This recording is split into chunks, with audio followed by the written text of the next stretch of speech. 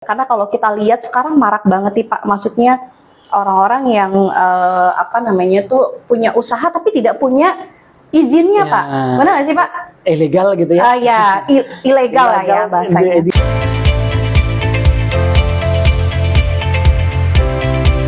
Oke, Assalamualaikum warahmatullahi wabarakatuh. Selamat siang semuanya. Mudah-mudahan hari ini rekan-rekan AI selalu diberi kesehatan ya. Nah, mungkin di minggu pagi ini ya, buat rekan-rekan AI, wah ini Instagram iOffice ada apa nih? Ada notif-notif gitu kan. Jadi memang sekarang iOffice sendiri akan mungkin dalam waktu di setiap 2 minggu sekali kita akan mengadakan live dengan beberapa narasumber yang pastinya juga akan berbeda-beda kita datangkan. Jadi buat rekan-rekan AI, buat para pelaku bisnis usaha baik online ataupun offline, atau bagi pelaku usaha startup ya, jadi bisa untuk tanya-tanya sesuai dengan tema yang lagi kita bahas gitu. Tapi tidak menutup kemungkinan juga bagi rekan-rekan AI yang mau bertanya tidak sesuai dengan tema juga nggak ada masalah. Karena kenapa? Karena di setiap live kita 1 jam ke depan ini kita akan memberikan giveaway, ada hadiah yang menarik buat teman-teman yang bertanya pada saat kita sesi live ini. Jadi nanti kita akan pilih nanti giveaway-nya atau hadiahnya seperti apa nanti akan kita hubungin atau akan kita DM melalui Instagram iOffice. Nah, kebetulan nih saya sudah di sebelah saya nih udah ada Bapak Octavianus SHMKN ya Pak. Halo Pak, Halo, selamat pagi. Pagi. Ya, sehat Pak? Alhamdulillah. Sehat banget malah. Hari ini macet nggak Pak perjalanannya? Alhamdulillah nggak, cuma 30 menit dari 30 menit ya. Karena kebetulan kayak tadi di depan ada ini juga Pak, ada kegiatan. Jadi agak lancar. Ya, karena dijaga. Lebih enak ya. Betul. Penjagaan. Nah, jadi saya mungkin akan sedikit membacakan biografi tentang Bapak Okta. Bapak Okta, kita panggil Bapak Okta aja ya Pak? Atau bebas sih. Bebas. Mas aja boleh, nggak apa-apa lah. Karena masih muda ya. Oh iya sih, masih muda sih Pak. Tapi mungkin Bapak aja ya Pak, nggak apa-apa ya. Boleh. Jadi rekan AI saya akan membacakan sedikit biografi dari Bapak Octavianus SHMKN.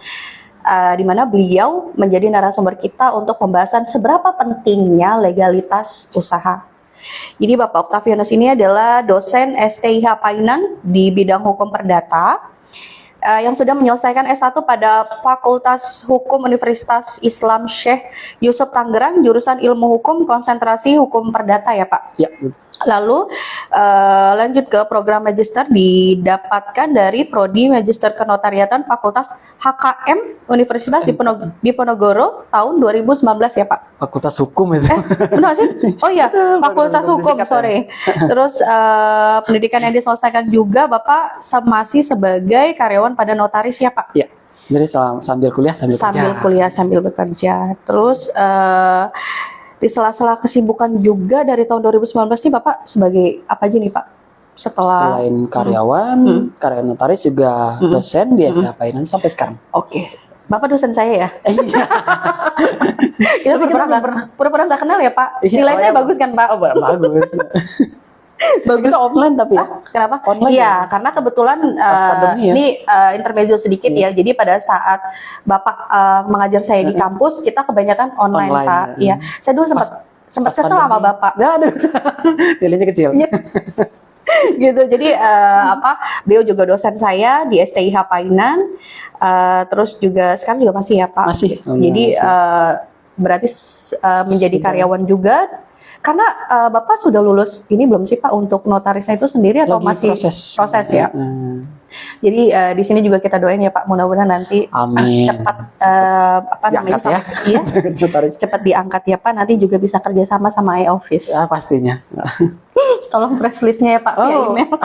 Gampang gitu, bisa diatur.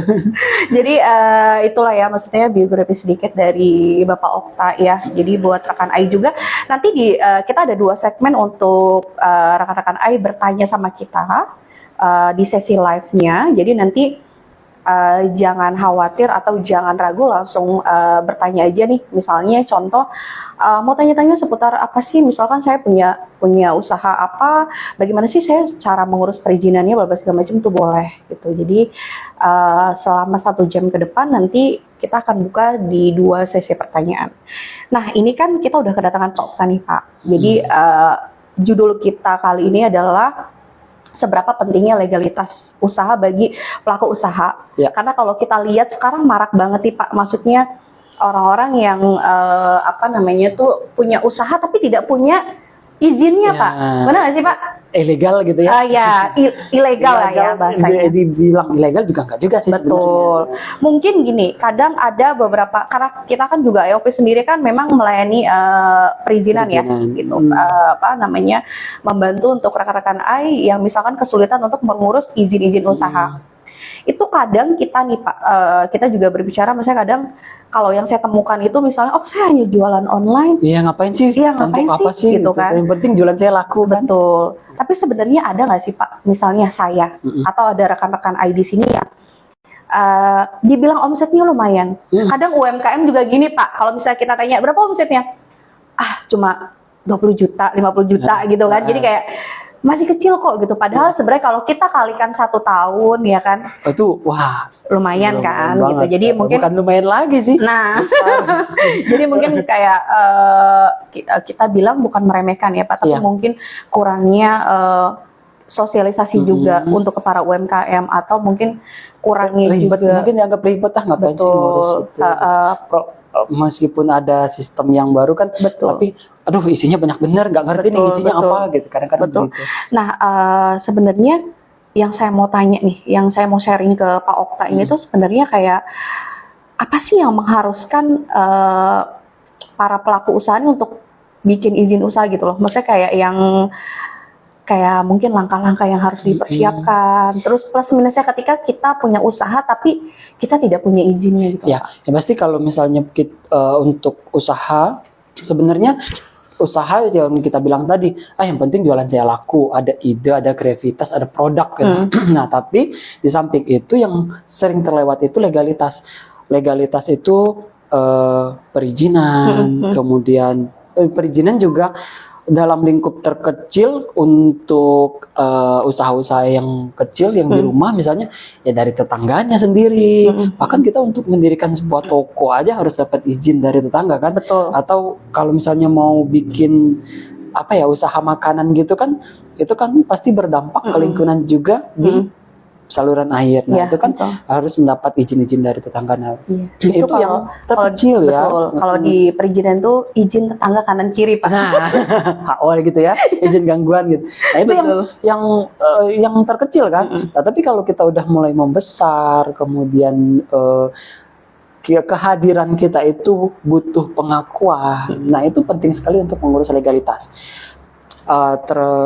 Bisa dianggap perusahaan atau usaha yang kita jalankan itu sah atau tidak, gitu. Ilegal atau tidak, boleh atau tidak dioperasikan. Karena kan nggak semua bidang usaha bisa dikerjakan sendiri kan. Betul. Tanpa, kalau cuma warung aja sih mungkin oke lah gitu, nggak ada perlu ada izin-izin yang lain. Betul. Tapi kalau suatu saat warung itu kan kita punya planning untuk dikembangkan menjadi supplier, misalnya kalau yang itu misalnya jadi agen gitu kan. Nah, itu kan butuh legalitas yang lain, butuh izin. Nah, itu yang harus dipertimbangkan di awal, untuk jangan sampai nanti pada saat kita ekspansi terhambat di legalitas itu. Itu sih penting, mendapat perlindungan hukum juga. Nanti kalau misalnya usaha kita nih udah berjalan, dikenal orang, tiba-tiba ada kasus, ada masalah, karena kan kita nggak tahu hari sial ya istilahnya. Betul.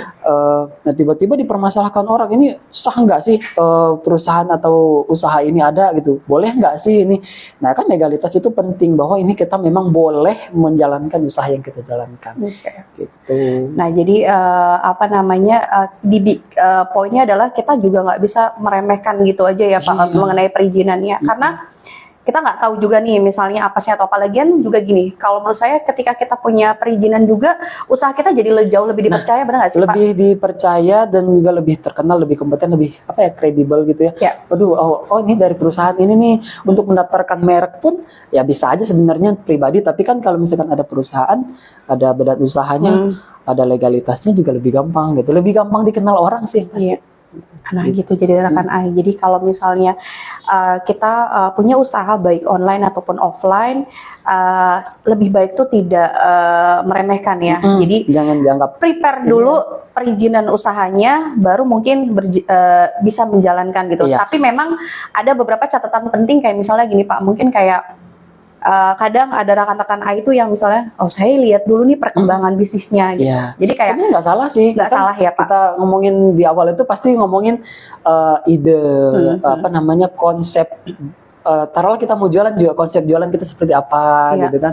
Kemudian produknya nanti packagingnya seperti apa. Iya. Itu sebenarnya nggak salah sebenarnya. Memang di awal hal paling pokok di awal untuk menjalankan usaha itu kan pasti itu ada kan. Betul. Pasti itu yang dipikirkan dulu. Tapi di samping itu legalitas itu sah atau enggak sih kita menjalankan ini. Berarti poinnya Pak, kapan sih sebenarnya waktu yang tepat kita untuk mengurus perizinan di awal ya? Di awal. Baik itu usahanya online ataupun offline. Oh iya, mau online, mau offline, mau besar, mau kecil, karena sebaiknya di awal itu dia untuk sah atau enggak sih keberadaan kita di mana. Oke, baik. Mungkin saya tambahkan sedikit. Berarti misalnya contoh nih Pak, saya punya usaha online ya kan. Mungkin kita bisa rekan AI bisa mulai dulu dengan mempunyai NIB atau nomor induk berusaha perorangan ya Pak. Betul. Jadi kayak misalnya ketika kita punya toko online nih, kita sudah mempunyai nomor induk berusaha atau NIB yang dimana pengurusannya itu sekarang kita bilangnya OSS RBA ya Pak. Jadi pengurusannya juga online, gampang, mudah. Nah Ya, itu bagi yang tahu ya. bagi yang tahu. Karena faktanya pengisiannya juga sulit Pak. Susah, betul. Makanya di situ juga di sini ada iOffice Pak. Nah, iya. Sebaiknya dikonsultasikan dulu kan. Betul, gitu. Jadi seperti Pak Okta bilang, untuk kapan sih sebenarnya waktu yang tepat kita untuk mengurus perizinan itu ya di awal Di ya awal. Pak. Betul. Karena kita juga menghindari untuk hal-hal yang tidak diinginkan. Iya, nanti dipermasalahkan orang. Ilegal nih perusahaannya. Ya, Ini betul. ngejual ini nih, nggak boleh nih gitu. Sama ini Pak, terkadang rekan-rekan AI itu misalnya contoh, misalkan mereka menjual produk-produk yang di mana nih itu dipakai oleh human atau dipakai oleh manusia, betul. bener nggak sih Pak? Kosmetik, makanan, ya kan? basreng aja kan. Siapa yang jualan basreng? Ya belum. Ada. Iya kan banyak. Nah, pemerintah juga kan harus ada izin kan. Betul. Tapi kalau misalkan berarti sebenarnya gini, kita juga mau menyampaikan izin-izin yang yang berlaku itu sebenarnya tergantung dengan bidang usahanya juga sih ya Pak. Ya nggak harus kalau badan usaha, kalau mereka yang mau CV, mau PT kan ya bebas ya, kan boleh aja di perorangan. Tapi perizinannya itu yang penting, perizinan yang NIB-nya tadi. Kalau makanan dari BPOM, kemudian dari produk halal dan segala macamnya. Iya, betul. Itu istilahnya salah satu perizinan yang memang dibutuhkan ya. Iya. Kosmetik sendiri pun sekarang memerlukan loh, memerlukan kayak misalnya BPOM ya kan gitu. Jadi misalnya kita usaha kosmetik misalnya dari luar. Ya kan, itu kan impor. Kan dipakai human itu kan nanti kulitnya rusak. Siapa yang mau bertanggung jawab? Yang mau tanggung gitu ya Pak. Gitu. Jadi kalau misalkan kita juga istilahnya sekarang harus menjadi pembeli yang smart ya Pak. Nah, gitu. Ini saya beli misalkan kayak hand body nih gitu. Ini sudah ada BPOM-nya belum gitu kan? Pasti sekarang kan masyarakat kita udah tahu. Oh ini punya izin atau enggak sih ini beredar untuk yang kosmetik ini. Kita beli ya kayak hand body aja, oke lah, misalnya cewek cowok pakai gitu ya, hal dasar gitu kan. Kita harus melihat juga, jangan sampai itu merusak dari kulit kita sendiri. Iya sih, mutihin gitu, ternyata mengandung merkuri kan. Gitu. Jangan sampai udah dari bahannya salah, perizinan juga nggak ada, udah apes-apesnya. Iya, betul. Jadi itulah maksudnya fungsinya ketika kita punya legalitas usaha. Jadi kita juga tahu ya Pak, dengan produk-produk atau jasa-jasa yang khususnya yang kita tawarkan ke para konsumen ini sudah aman atau belum sih gitu. Jadi kalau ditanya misalnya kapan sih waktu yang tepat untuk pengurusan legalitas usaha, ya pasti di awal ya pasti Pak. di awal. Gitu. Nah kalau Tapi misalnya nggak menutup kemungkinan juga kadang-kadang kan pelaku UMKM atau mungkin lah kita pelaku industri kecil yang modalnya cuma ya harian gitu, istilahnya ya mulai dari modal nekat gitu kan, ada modal kita jalankan, nggak ada modal ya udah nanti kita merangkak lagi. Nggak menutup kemungkinan itu nanti setelah berjalan baru diurus, itu juga nggak ada masalah sebenarnya. Betul. Yang penting perizinan itu usaha kita itu punya izin, punya legalitas. Iya. Itu yang paling tepat tuh sebelum memulai usaha kita Sebelum punya mulai perizinan usaha. dulu ya Pak gitu. Untuk mengembangkan usaha juga kalau ada legalitas lebih gampang. Betul. Gitu. Siapa tahu nih misalkan rekan-rekan AI nih butuh penambahan modal, bener nggak Pak? Itu paling penting kan? Iya, butuh ini ya investor misalnya. Betul, ya. investor misalkan investor pribadi atau bank itu juga biasanya akan menanyakan betul legalitasnya. mana legalitasnya, betul nggak sih? Berizin nggak sih ini usahanya? Gitu. Rata-rata sekarang pelaku usaha kita bicara online ini marak banget loh Pak. Banget. Nah, apalagi kan buka TikTok nih iya, jualan. ini kita lagi live juga nih di TikTok ya. Jadi gitu. mudah-mudahan banyak rekan-rekan AI yang mau bertanya juga nih Pak gitu. Kenapa misalnya kayak saya sekarang kan kalau bisa dibilang pemerintah atau misalkan kayak banyak platform kita bilang ya Pak ya, yang kayak salah satunya TikTok ini ya kan, Instagram, kita bisa berjualan secara online gitu kan. Jadi banyak mereka yang berpikir kelas kita masih kecil atau kelas UMKM. Ya cuma istilahnya online jualan baju doang gitu kan. Nah, tapi kan nggak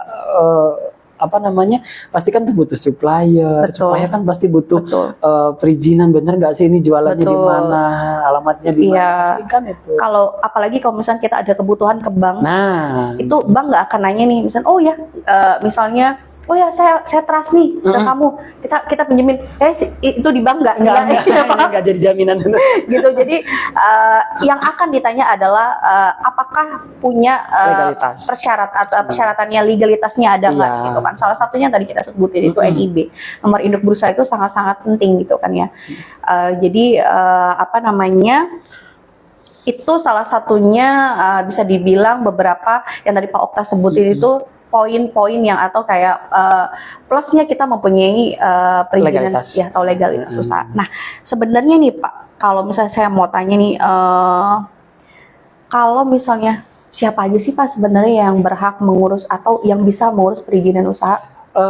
Pada intinya untuk pengurusan itu kan pelaku usaha sendiri ya. Pelaku usaha sendiri, siapa yang menjalankan usaha dia yang harus ngurus. Tapi kan kadang-kadang pelaku usaha, apalagi taruhlah usaha-usaha kecil yang masih merintis, kadang-kadang kan untuk akses yang perizinan itu terstigmanya dari dulu agak susah ya. Kita harus ke BP2T, ke Badan Perizinan. Gitu. Sekarang sih masih sudah online, lebih gampang gitu. 24 jam bisa kita akses. Tapi kan nggak segampang itu juga. Betul. Nah, kadang-kadang kita butuh konsultan atau tempat tempat kita nanya. Kita mau nanya kemana, gimana ngisinya, apa aja yang harus diisi gitu. Nah sebenarnya kewajiban kita sendiri selaku pelaku usaha. Kadang-kadang kalau kita masih merintis, sebab kita masih merangkap kayak saya nih, sudah dosen, kemudian karyawan, kan waktunya tersita banget untuk ngurus-ngurus itu gitu. Jadi yang karyawan juga, waduh saya harus kerja nih, belum mau lembur, kapan lagi mengurusnya. Jadi bisa dikuasakan kepada orang, bisa diserahkan kepada orang, termasuk nih kayak iOffice ya. Jadi kalau susah-susah gitu, ya udah hubungin aja, telepon, follow aja IG-nya, nanya-nanya dulu gimana sih, apa aja sih yang harus disiapkan. Nanti dari si kuasa itu yang proses. Nah bisa. itu. Jadi dalam hal siapa sih yang berhak mengurus perizinan usaha, itu semuanya berhak. Para pelaku usaha itu berhak gitu. Nah poinnya aja sangat dibuat simpel ya Pak. Jadi kalau misalkan kita sendiri misalkan kita tidak ada waktu gitu kan, ya boleh dikuasakan gitu kan. Jadi sangat dipermudah oleh pemerintah sendiri gitu kan untuk mengurus perizinan usaha. Nah, mudah banget sebenarnya ya. Betul. Mudah, apalagi kalau datang ke iOffice ya Pak. Iya, cepet. Cepet itu. Jadi datang ke kita ya kan Pak, konsultasi ya kan, biayanya juga murah ya Pak. Gitu. Itu kan yang dicari kan? Iya betul. Ini kita mau masuk ke pertanyaan dulu. Sudah ada yang masuk mau tanya atau seperti apa? Oke, ini kita masuk ke segmen pertanyaan boleh. dulu ya Pak. Jadi kita akan membacakan beberapa pertanyaan yang sudah masuk. Mungkin kita bisa 2 atau 3 pertanyaan, boleh dibantu. Ini sudah ada dari Bapak Joko S. Wahyudi. Ini bertanyanya melalui TikTok atau Instagram ya? Instagram. Bapak Joko S. Wahyudi ini bertanya, punya usaha kue selama ini hanya mengandalkan surat keterangan usaha dari desa. Bagaimana pengurusan usaha untuk produk makanan tingkat rumah tangga? Berarti tingkat rumah tangga itu PIRT ya Pak? Iya, betul. Iya. Gimana nih Pak Okta? Nah, memang awalnya sih memang cuma surat keterangan usaha dari desa ya. Tapi kan untuk makanan itu yang harus aman, Ya. dikonsumsi juga, dan harus halal ya kalau kita Islam ya. Betul. Kita Muslim harus halal. Jadi nggak cuma surat keterangan dari desa itu aja, harus ada surat keterangan dari BPOM, Ya. kemudian halal dari MUI. Nah itu yang harus diurus ke ke dinas-dinas terkait. Ya, jadi untuk pertanyaan dari Pak Joko S. Wahyudi ini gini loh Pak. Jadi kayak Bapak ini kan kalau bisa dibilang sudah punya surat keterangan usaha dari desa ya. Nah Bapak jualan makanan. Nah makanan itu sebenarnya ada tingkatannya 2 ya Pak ya. Jadi kayak tadi kan industri rumah tangga. Usaha ini dia bikin sendiri atau Ini buat sendiri atau bagaimana nih Pak Joko? Nanti dibantu kalau ada Pak Joko yang bertanya. Dia bikin buat sendiri Ini buat atau cuma sendiri. dagang doang Nah, gitu? kalau misalkan memang hanya dagang, mungkin hanya surat izin usaha ya bikin perdagangannya. nomor induk berusaha ya Pak ya, sama NIB, siupnya. betul, Dan siup dan ininya. kalau dia bikin kan berarti harus ada BPOM dan Betul. halal tadi dari MUI. Nah, untuk perizinan makanan sendiri sebenarnya ada 2 nih yang dibutuhkan dari PIRT, itu mungkin industri tingkat rumah tangga ya Pak, atau BPOM seperti yang Pak Okta tadi sebutkan gitu. Jadi Pak Joko ini harus sesuaikan dengan kebutuhannya ya Pak. Contoh kalau misalkan memang ini masuk kategori produk di PIRT, berarti harus mengurus izin industri rumah tangganya. Nah, sama saya tambahkan sedikit ya Pak mengenai PIRT. PIRT sendiri itu memang PIRT dan BPOM itu memang Beda. ada satu hal yang berbeda sebenarnya. Dan ada beberapa kategori produk yang masuk PIRT dan masuk BPOM sebenarnya. Betul. Lalu kalau misalnya kategori makanan itu masuk ya ke PIRT nih Pak, itu benar-benar didesain atau diproduksi memang benar-benar di rumah. Di rumah. Jadi iOffice sendiri kan kita juga sudah beberapa kali pengurusan PIRT ya Pak. Jadi kayak misalnya ada beberapa rekan-rekan yang kurang tahu nih, misalnya seperti apa sih pengurusan PIRT itu ya benar-benar di rumah. Iya. Di rumah itu harus ada Dan lingkupnya kecil kan pasti. ruang lingkupnya kecil karena ada kayak misalkan ruang produksi aja sekian meter misalkan gitu kan, ada istilahnya cuma ukuran-ukurannya. dapur aja gitu ya. Betul. Lalu kegunaan rumah sendiri itu benar-benar real rumah gitu loh Pak. Jadi kayak misalnya ada di situ tempat tinggal, di situ tempat usaha gitu ya. Jadi para pelaku usaha pun harus tahu ya gitu. Terus lalu kalau nggak salah itu dilihat dari masa kadaluarsa si produk Pak. Oh iya pasti. Jadi kalau yang sudah di atas 7 expired date 7 hari itu biasa masuk di PUM gitu. Nah, Ya, tapi kan makanan-makanan yang betul, ringan kan. betul. Tapi kalau nasi goreng misalkan apa Pak? Gak cuma nasi goreng. Nasi goreng harus ada izinnya nggak Pak? Sebenarnya ada kan? Ada dong harusnya. Nah, berarti tukang-tukang nasi goreng harus urus ya Pak? Jadi gitu, untuk dari Pak Joko ya masuknya urusan izinnya dari BPOM dan halalnya. Iya. Betul. Berarti dia bikin ya, buat sendiri ya. Oke, produksi ya. Iya. Berarti kalau kita simak nih kayaknya expired date-nya lebih dari 7 hari ya. 7 hari ini. Gitu. Jadi Pak Joko langsung aja ya hubungin marketing kita. Nanti dibantu dari iOffice ya. Gitu untuk pengurusan izinnya. Berarti ini memang masuknya BPOM ya Pak dan halal. Ini kue apa ya kira-kira? Iya Pak, boleh nggak dikirim ke kita? Iya. Bukan endorse ya. Bukan ya Pak, saya cuma mau nyoba. Pesan kok nanti pesan. Oh iya betul ya.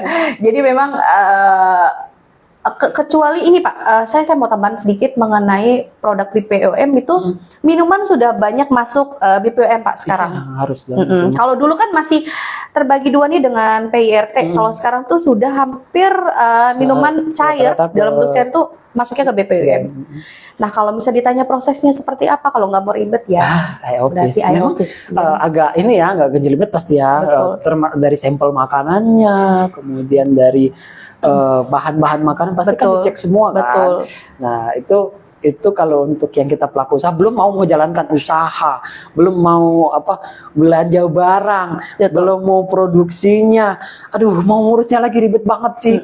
Lebih gampang ke iOffice sebenarnya. Betul. Jadi kalau nggak mau ribet ya Pak. Iya. Gitu. Karena memang beberapa pelaku usaha itu mungkin kurang mengerti ya Iya. kita bilang. Sebenarnya ngerti, tahu karena kan apalagi dengan teknologi sekarang kan dengan perizinan itu kan lebih mudah lah, kayak kita ngisi formulir Facebook gitu ya, tinggal isi data. Tapi kadang memang ada data-data yang dibutuhkan secara detail, yang aduh takut nih nanti kalau saya salah, gitu saya ya. input salah gitu ya. Mending ada yang mandu yang memang sudah biasa ngurus gitu. Dan bahkan juga sekarang pemerintah di setiap instansi itu sering banget mengadakan live streaming atau online ataupun offline untuk para pelaku usaha ya. Jadi kayak secara langsung dan secara tidak langsung mereka memandu sebenarnya Pak. Cuma balik lagi nih Pak, pelaku usahanya malas atau enggak? Bukan malas, tapi ada waktu atau enggak? Iya betul. Kalau dari iOffice sendiri maunya pelaku usahanya nggak ada waktu Pak. Biar urusnya sama kita gitu kan ya. Jadi poinnya tuh dapat banget dari penjelasan dari Pak Okta bahwasannya ya setiap pelaku usaha wajib punya legalitas ya. Jadi karena memang ada plusnya banyak banget, bukan ada ya, banyak banget plusnya ketika kita mempunyai badan usaha. Kalau katakan usaha itu nggak mungkin stuck di situ aja ya, maksudnya nggak mungkin nggak berkembang. Nah, legalitas itu dibutuhkan. Betul banget, karena kan perlu banget itu. Tujuannya kita juga punya usaha kan, kita pengen berkembang kan ya Pak. Kan nanti oke lah kayak Pak Joko toko kuenya sekarang masih IRT ya di rumah, nanti akan punya toko, kemudian dari toko satu buka toko yang lain, cabang yang lain, selain dari buka cabang mungkin nanti di franchise gitu kan, bisa kan diekspansi ke depan ke sana. Betul. Nah itu yang perlu diurus dari sekarang, jangan sampai nanti waduh ini kadang-kadang ada ya bidang-bidang usaha butuh waktu tertentu untuk baru bisa diekspansi gitu. Karena kalau misalnya udah legalitas usahanya udah ada nih, mau di franchise perusahaannya baru kok, ngapain gitu, belum terpercaya. Tapi kalau sudah dari awal ini udah lama nih, memang bagus nih, testimoni dari pelanggan bagus-bagus semua, bisa diekspansi. Oh nih kalau saya buka di daerah ini nih bisa maju nih. Betul. Karena memang kalau misalnya iOffice sendiri punya pengalaman nih Pak, kita punya ada beberapa customer yang beliau cabangnya sudah banyak, tapi sebenarnya induknya sendiri tuh belum punya perizinannya. Gitu. Kan repot. Betul. Jadi bukan berarti kita bilang kenapa mereka mau franchise, berarti memang itu pilihan sih ya. Cuma lebih baik ketika misalkan kita memutuskan untuk misalnya membeli salah satu brand untuk kita franchise gitu kan, itu kita harus sah dong, masa nanti kita udah beli salah satu brand, sudah dipasarkan, sudah buka toko, tahu-tahu bermasalah nanti. Betul. Itu bahaya ya. Enggak cuma dari keberadaannya, eksistensinya, tapi juga dari perizinan produknya, keamanan produknya itu sendiri. Betul. Ada pertanyaan lagi? Satu pertanyaan lagi ya, nanti kita baru lanjut. Coba kameranya agak geser sedikit Pak, saya kurang lihat. Ini siapa? Ibu Retno ya? Ibu Retno Renanda ya? Saya usaha jasa laundry agar bisa mengambil konsumen di perusahaan. Kadang perusahaan minta CV atau PT. Bagaimana cara mengurusnya dan berapa biayanya? Ibu, tepat sekali pertanyaannya Ibu Retno. Nanti Ibu langsung di Instagram kita ada link tree-nya ya untuk biayanya sendiri gitu ya. Nah caranya Pak, cara mengurusnya bagaimana? Gampang banget sih sebenarnya ya. Laundry, nah ini ya contoh yang perlunya legalitas dan juga badan usaha itu ya. Kadang-kadang memang kita kalau mau dapat proyek dari orang butuh bukan atas nama pribadi tapi nama badan usahanya. Nah, memang kadang-kadang untuk dapat tender, dapat kerjaan itu, vendor itu minta harus ada CV atau PT.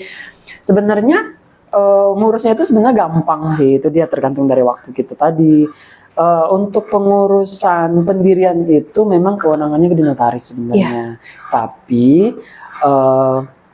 balik lagi kembali untuk perizinan. Nah kadang-kadang nggak semua notaris itu mau atau bisa mengurus ke perizinan, karena apalagi notaris yang kita notaris tahu sendiri ya, sibuk dengan kerjaannya banyak, jadi karena untuk ngurus itu sendiri nggak kepegang, bukan nggak kepegang sih, mungkin ada staff yang proses, tapi bukan butuh waktu dan juga pasti kadang-kadang narik biaya yang lumayan gitu ya. Nah untuk pendiriannya menghadap ke notaris, tapi untuk perizinannya itu bisa diurus sendiri atau melalui iOffice ya. Jadi kalau pendiriannya juga bisa iOffice juga bisa urus. Bisa, karena kita juga sudah bekerja sama juga ya, Pak. Sebaiknya dikonsulkan dulu sih ya. Betul. Dikonsulkan dulu, karena kan bidang usaha kita apa nih, jangan sampai nanti kita bidang usaha A nggak boleh dicampur sama bidang usaha B, kan ada kan bidang usahanya yang khusus. Ini bidang usaha ini perlu modal sekian nih, soalnya nanti pada saat akte pendirian kita sudah terbentuk, SK-nya sudah salah keluar, gitu ya, ternyata Pak. modalnya kurang gitu.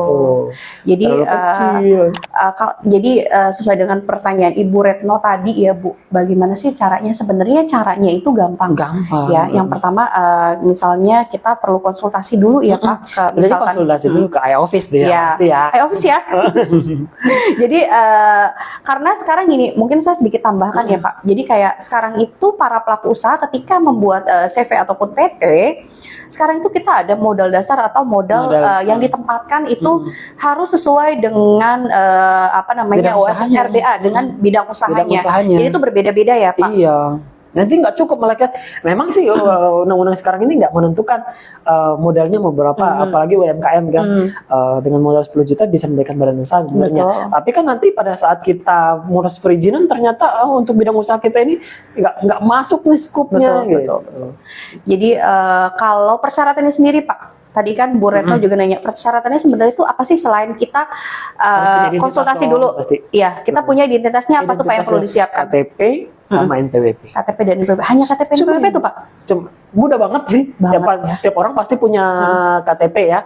Kalau NPWP mungkin kalau ibu rumah tangga mungkin nggak ada, tapi kan bisa pakai suami atau bisa diurus di NPWP pribadi. Dan ngurus NPWP pribadi juga 5 menit jadi. Oke, itu jadi persyaratannya sangat mudah ya, KTP dan NPWP aja. Jadi buat Bu Retno nih Bu, kalau misalkan mau tahu cara ngurusnya gimana dan dokumen apa saja yang dibutuhkan, itu adalah KTP dan NPWP.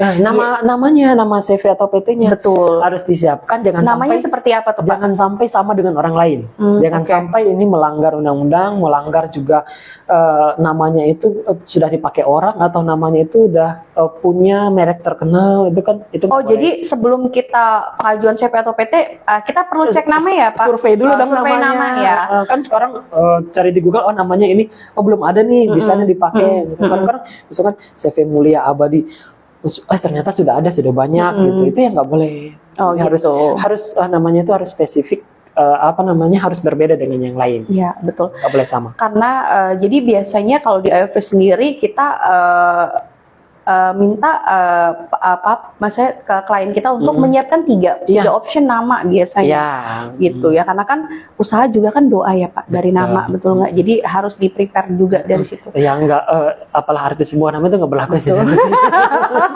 Jadi kan, betul, harus punya filosofinya, maksudnya. Jangan kita punya loh salah satu klien kita Pak, nama PT-nya tuh unik banget nih, mudah-mudahan nonton ya. Jadi beliau itu bergerak di bidang IO, event organizer. Nama PT-nya itu adalah gara-gara teman dekat. Keren gak tuh Pak? Gara-gara teman dekat dan bengkel kotak-katik. Nah itu adalah orang-orang yang mungkin orang-orang yang nyeleneh tapi sesuai tapi dengan punya maksud kan, maksudnya punya namanya ini punya sejarah gitu ya. Gitu. Jadi buat Bu Retno dan rekan-rekan yang lain, kalau misalnya kita mau pendirian CV atau PT, kita siapkan juga nih untuk option-option namanya, dan pastinya untuk identitas yang dibutuhkan itu ada KTP dan NPWP. Selain itu juga orang ya. Gimana Pak? 2 orang. 2 orang. Nah, tapi kalau oke. PT boleh seorang kok. Sekarang PT boleh perorangan. Oh ya, sekarang kalau itu CV masih 2 orang. betul. Sekarang itu pemerintah memudahkan ya Pak. Mudah banget, tinggal isi di AHU di sistem Kemenkumham. Bisa Betul. terbit PT-nya. Betul. Jadi dari para pelaku usaha mungkin sudah ada yang tahu belum nih tentang perusahaan perorangan. PT perorangan. Betul. Nanti kita akan bahas lagi ya.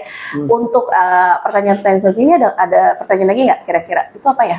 Apakah ada pembatasan masa berlaku dari Apakah ada pembatasan masa berlaku NIB itu dari Bu Hori Bu Kori ya?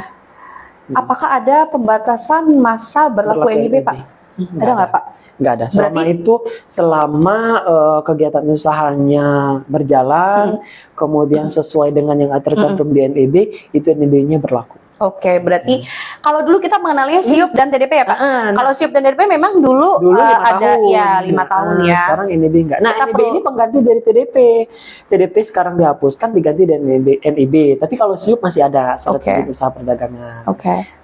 Berarti nanti kita akan ada pertanyaan lagi Pak. Tapi sebelumnya berarti dari 2 pertanyaan ini saya rangkum sedikit ya. Jadi buat para pelaku usaha tadi satu lagi. Oke. Berarti satu lagi Pak. Sorry. Berarti kan tadi kita udah terima 3 pertanyaan di segmen pertama ya. Nanti kita akan buka pertanyaan lagi di segmen setelah kita bahas-bahas lagi ya.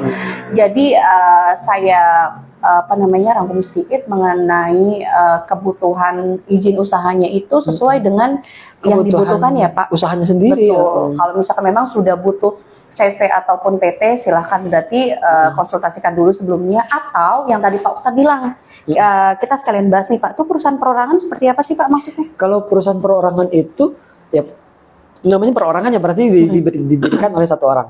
PT itu semenjak ada Undang-Undang Cipta Kerja itu membolehkan PT didirikan oleh 1 orang. Jadi misalkan saya sendiri nih punya usaha jadi saya mau mendirikan PT. Modalnya sudah saya pisahkan dari harta kekayaan pribadi, tetap semua itu didirikan, tapi bedanya tidak perlu ke notaris. Tidak perlu ke berarti notaris. langsung pengurusan di websitenya Kemenkumham. Berarti di gampang banget ya. ahu.go.id. Selebihnya untuk persyaratan lainnya ada yang berbeda nggak Pak dengan PT dengan dua direksi? Sama aja. Bukan 2 direksi, 2 pendiri ya. 2 pendiri saham. Cuman kalau yang PT perorangan ini pemegang sahamnya dia sendiri 1.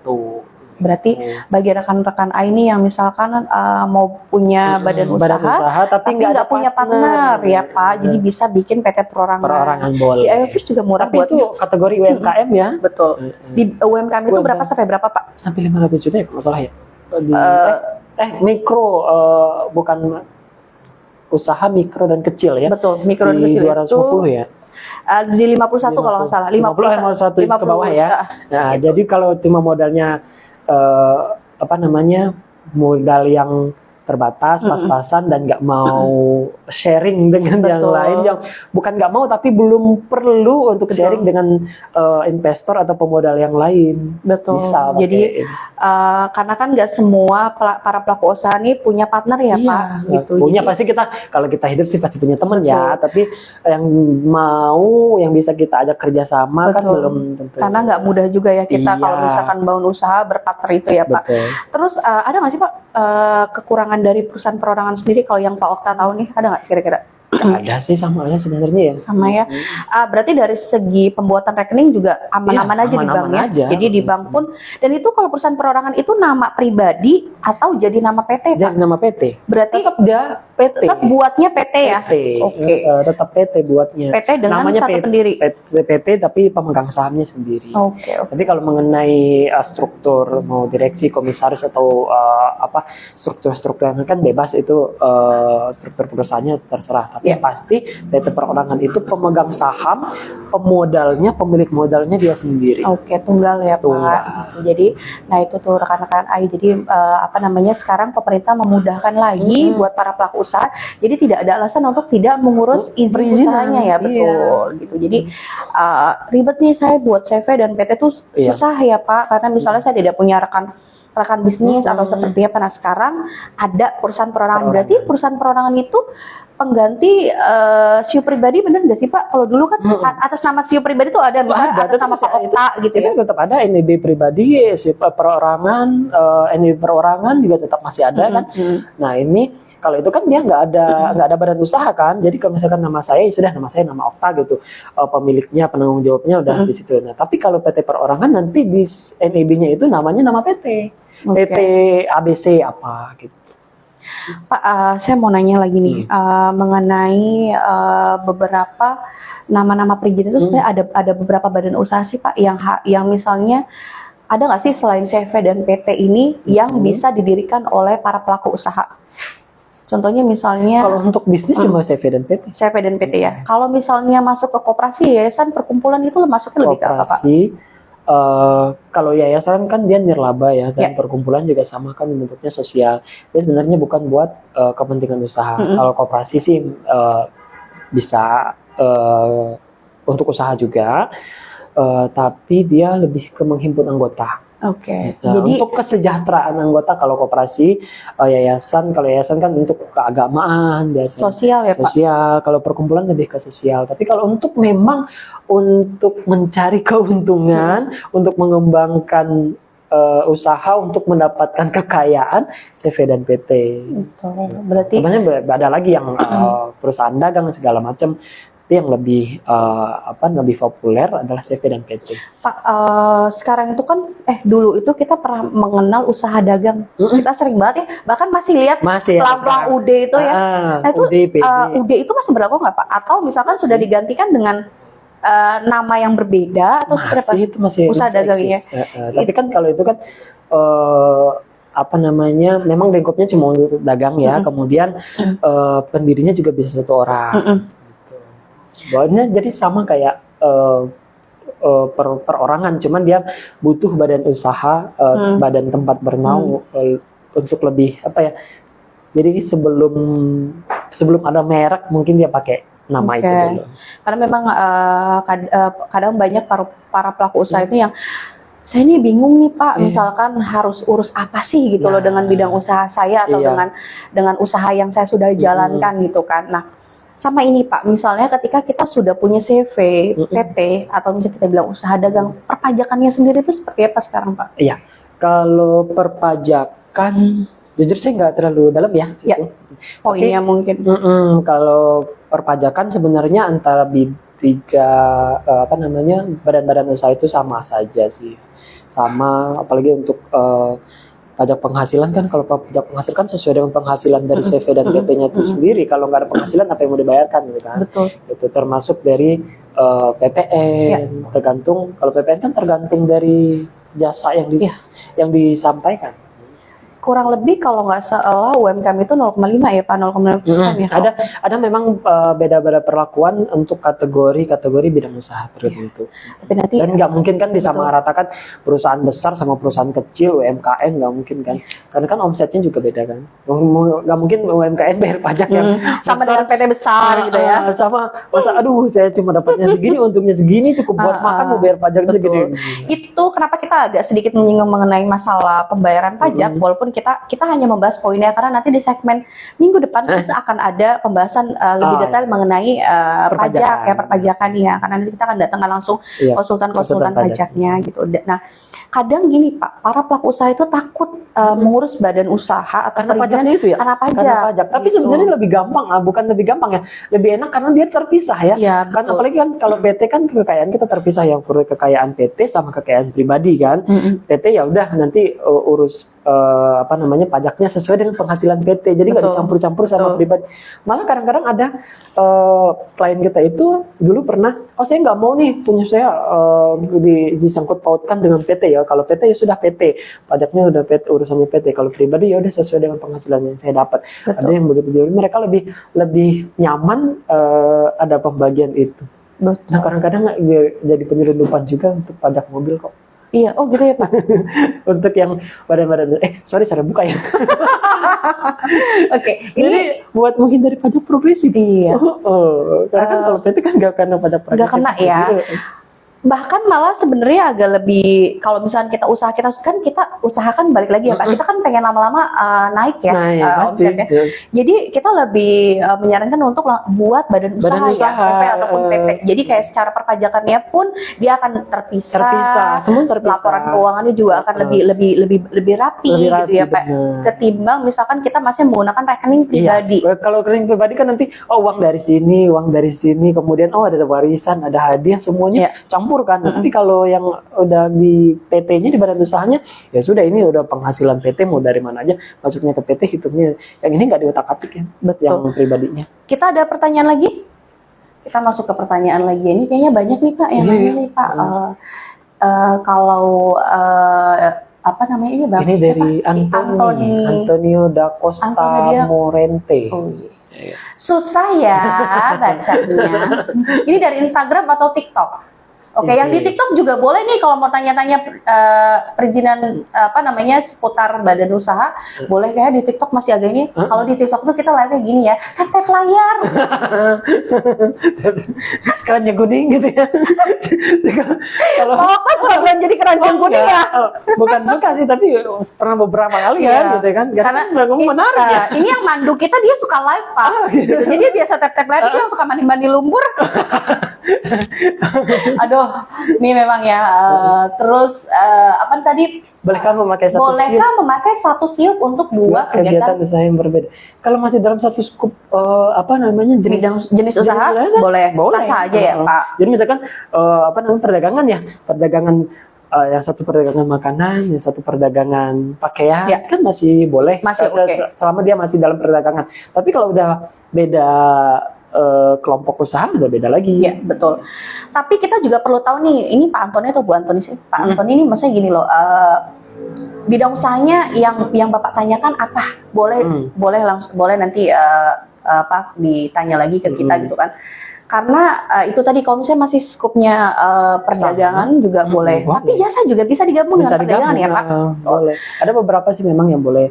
Ada juga yang memang dia siupnya tersendiri. Betul. Jadi saya tambahkan sedikit ya. Jadi bedanya dengan OSS 1.1 dengan OSS RBA ini adalah karena kita sekarang menggunakan atau acuan kita adalah KBLI 2020 di mana sekarang pemerintah ini banyak kayak sekarang membuat bidang usaha tertentu ya. Untuk jual yang ini aja nih udah beda. Ini udah beda itu Pak. Sama yang ini.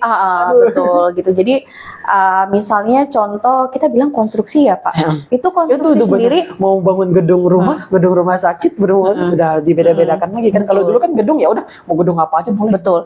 Jadi sekarang lebih banyak spesifikasinya lagi Pak, karena kurang lebih kalau nggak salah penambahan KBLI dari KBLI 2017 itu hampir sekitar ada 600 tambahan KBLI. Nomor KBLI ya. Ya, jadi detail banget berarti ya. Kalau mau ngeceknya di mana sih Pak? Nomor-nomor bidang usaha itu? Ke oss.go.id bisa. oss.go.id. Atau lebih gampang itu search di Google sih ya. KBLI 2020 itu juga. Klik aja ya KBLI 2020. KBLI 2020 atau kalau mau langsung detail ke OSS langsung, karena kan nanti bisa ada beberapa informasi, banyak sekali informasi yang bisa dapat di situ. Betul. Gitu. Jadi kalau misalkan punya waktu, aduh nanti saya riset dulu deh nih bidang usaha ini masuknya kemana, itu bisa masuk langsung ke OSS meskipun belum mau langsung untuk ngurus perizinan. Ya, betul. Gitu. Jadi dan sekarang pun kalau nggak salah banyak klasifikasi kelas yang tadi kita sebutin ya Pak, siupnya. Kalau dulu kan kita kenalnya mungkin Pak Antoni ini masih kenalnya juga yang kecil ya, siup gitu kan. Jadi kalau sekarang kita bilangnya NIB Pak, nomor induk berusaha. Jadi siup tetap Pak, siup ya, tetap ya Pak ya. Oke, tetap ada ya. Kalau yang dia masuknya perdagangan. Iya, masuknya perdagangan. Jadi dan sekarang pun sesuai dengan KBLI 2020 itu ada kelas-kelasnya yang tadi Pak ini sebutin ya, Pak Okta sebutin ya. Ada mikro, kecil, menengah, tinggi atau besar? Itu resiko. Oh, itu resiko. Ada yang menengah tinggi kan macam-macam ya. Ada yang kecil, ada yang sedang, menengah tinggi dan tinggi. Tergantung dari bidang usaha dan juga resiko yang ada. Berarti istilahnya para pelaku usaha pun bisa menentukan modal dasar berapa sih modal dasar CP ataupun PT yang saya mau buat ini Iya. gitu. Berarti sesuai dengan bidang usahanya dulu ya Pak. Karena kan itu setiap bidang usaha A misalnya nomor KBLI sekian, ini kan harus diinput semua sampai ke detail-detail modal yang disediakan untuk paling nggak 3 bulan ke depan kan. Betul. Harus udah planning, jadi udah ada rencana kerjanya. Oh 3 bulan ke depan ini modalnya sekian untuk yang modal yang macam-macam, ada untuk operasional dan untuk produknya sendiri. Oke. Kita masuk sesi pertanyaan lagi atau seperti apa? Ini Ada satu lagi tuh. pertanyaan lagi jadi Aldi Baihaki. dari Baihaki ya. Apa keunggulan pelayanan legalitas kakak dengan perizinan legalitas yang lain? Oke. Ya. Ini Dia punya office kalau ini ya. Kalau misalnya ditanya apa sih keunggulan iOffice dari yang lain legal ya. lain? Gini, Legalitas yang lain. kita tuh di iOffice sendiri sebenarnya seperti ini, karena kita sudah bekerja sama dengan beberapa rekan-rekan kita untuk sampai para pelaku usaha bisa mendirikan badan usahanya itu. Sampai selesai gitu, betul, sampai tinggal sampai jalan selesai, gitu. betul, sampai tinggal tiba-tiba ini udah selesai gitu ya iya. gitu. Nah bedanya sendiri tuh gini, iOffice sendiri lebih mengedepankan konsultasi di awal karena kita meminimalisir resiko yang terjadi Pak. Jadi Apalagi kan OSS RBA ini kan resikonya rumit juga. Apalagi kalau misalnya para pelaku usaha yang modalnya di atas 10 M atau 10 miliar, besar ya. itu sekarang ada PKKPR kita bilang gitu kan ya. Jadi banyak sekali perubahan-perubahan gitu yang tentunya masih banyak, ini sih Pak, masih berubah-berubah gitu. Jadi memang selalu itu. betul. Jadi poin plusnya dari kita tuh kita pengen lebih mengutamakan konsultasi dulu di awal. Bagaimana sih atau perizinan seperti apa sih nih misalkan yang saya butuhkan dari persyaratan ya, kita akan bantu.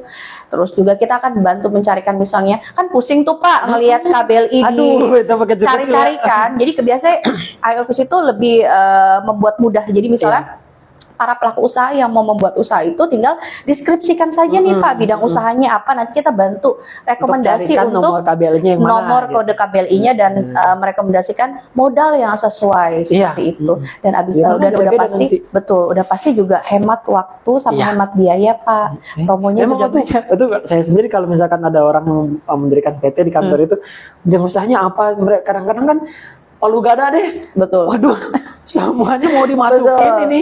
Atau juga secara garis besarnya perdagangan ini ternyata pas kita cek lagi, oh ini harus masuk ke sini, harus masuk ke sini.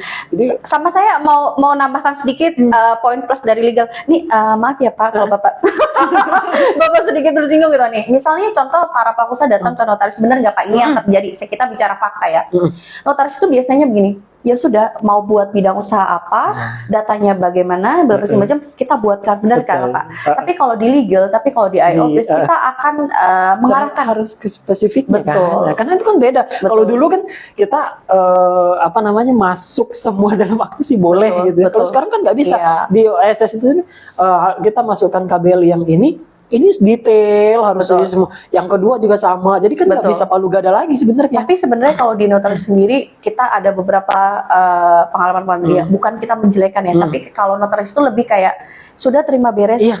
Karena kan sifatnya kita apa yang mau dibikin orang yang kita masukkan dalam akte. Iya. Jadi lebih tepatnya jangan sampai nanti kita, memang sih kadang-kadang kita juga memberi edukasi kepada mereka. Oh, nggak bisa banyak-banyak juga, dibatasi segini. Bukan dibatasin, sebenarnya nggak ada pembatasan kan.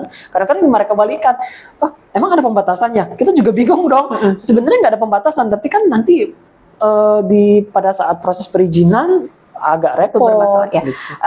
Saya tambahkan sedikit. Jadi gini loh. Tadi kan Pak Okta bilang sebenarnya tidak ada pembatasan. Betul. Pada saat kita pendirian CP atau PT itu tidak ada pembatasan. Boleh mau dimasukkan dari A sampai Z. Pun betul ya. Tapi poinnya adalah ada beberapa bidang usaha yang mempunyai standarisasi untuk modal yang ditempatkan. Betul. Dan juga ada yang bidang usaha misalkan kayak di perbankan, asuransi itu kan nggak boleh sama campur-campur yang lain kan. Betul. Nggak, dia cuma itu aja. Nah kadang-kadang orang yang nggak ngerti, kita kasih KBLI udah pilih semua, masukin semua dari A sampai Z gitu. Ya. Gitu. Jadi itu perbedaannya pengurusan langsung ke notaris sama ke iOffice Iya. gitu. Jadi kalau di notaris itu terima beres, mengurus apa gitu, kita langsung Iya, buatkan kita udah, gitu. apalagi kan kalau misalkan dari konsultan, oh ini kita cuma butuh ini gitu, ya udah Betul. cukup gitu. Iya. Jangan sampai semuanya palu gada juga nggak, kalau misalnya belum mau dikembangkan usahanya itu, masa kadang-kadang aneh juga ya, kalau misalkan kita usahanya dagang makanan, pedagang baju masih oke, masih bisa masuk. Kadang-kadang untuk industrinya aja masuk. Sedangkan kan kalau industri kan perizinannya sudah beda lagi kan. Iya, betul banget. Jadi itu tadi ya untuk Pak Baihaqi. Jadi juga nanti dapatkan promo-promo selanjutnya juga. Kita mau masuk ke pertanyaan lagi atau ada yang mau bertanya lagi? Kita buka di 2 segmen tadi ya. Berarti ini nanti boleh kalau misalkan ada yang mau tanya 1 pertanyaan lagi juga boleh. Nah, kita kan saya ada sedikit yang mau dibahas nih Pak, sambil nanti kita penutupan di live ini ya. Tadi kan Bapak ada info pentingnya punya legalitas usaha, itu kita pengurusannya di awal, dan siapa saja itu adalah semua para pelaku usaha gitu kan. Dan misalnya apa langkah yang harus saya siapkan? Berarti kan salah satu dokumennya adalah KTP dan NPWP, betul ya Pak. Lalu didukung dengan dokumen-dokumen pendukung ya. Nah, keuntungannya sendiri tuh selain kayak kita tadi sebutin misalnya dari gitu. Kalau misalnya ada para pelaku usaha tidak mempunyai izin, itu ada nggak sih Pak? Misalnya dampak hukumnya sendiri? Ya pasti kan usahanya nggak legal ya. Kalau misalkan kita menjalankan usaha tapi nggak ada izin kan berarti ilegal ya. Nah itu dia, perlindungan hukumnya nggak ada, nanti kalau ada terjadi apa-apa susah juga untuk dibantu. Sama kita apa? Ini ada apa? Ada tambahan pertanyaan. Bisa nggak ya 2 usaha 1 siup? 1 siup. Iya, bisa kan Bisa. tadi? Pak Antoni ya.